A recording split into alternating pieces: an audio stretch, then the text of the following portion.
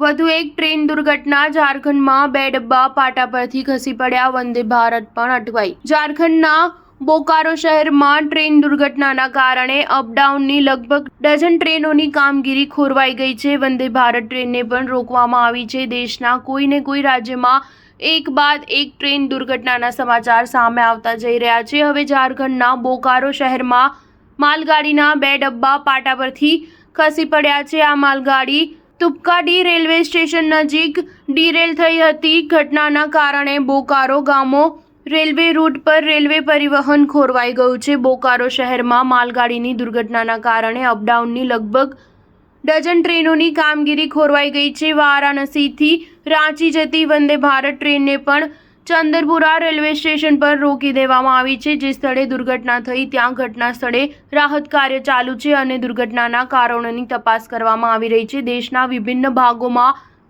વધતી ટ્રેન દુર્ઘટનાની ઘટનાઓને રોકવા માટે રેલવેએ નવી પહેલ શરૂ કરી છે। રેલવેએ પહેલી વખત રેલવે ગાર્ડની રચના કરી છે।